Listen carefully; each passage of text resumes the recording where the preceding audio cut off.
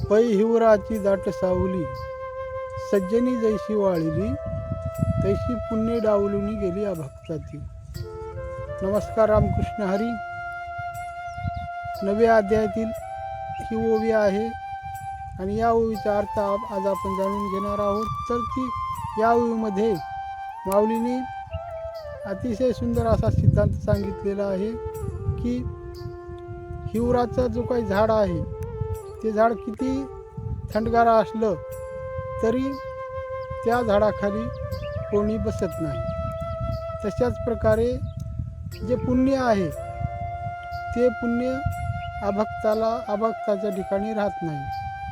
म्हणजे या ओळीमधून आपल्याला या ठिकाणी सांगायचं आहे की संग आहे कोणाचा करावा, संगत कोणाची करावी, संगतीचा अतिशय महत्त्व आहे.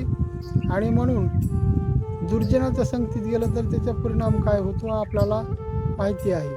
त्याच्यामुळं दुसंग सर्वथैव त्याज्यः, दुसंगाचा त्याग करा आणि सत्संगतीला या.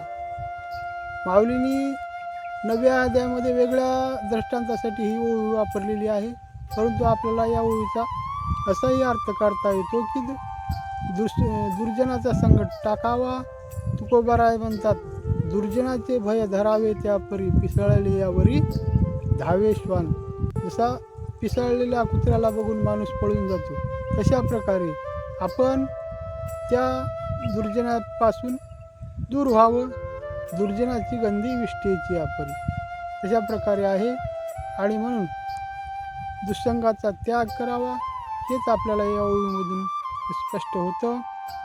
तर आजचा हा व्हिडिओ आपल्याला कसा वाटला कमेंट करा आणि व्हिडिओ आवडला तर लाईक करा, चॅनलला सबस्क्राईब करा. धन्यवाद. रामकृष्ण हरी.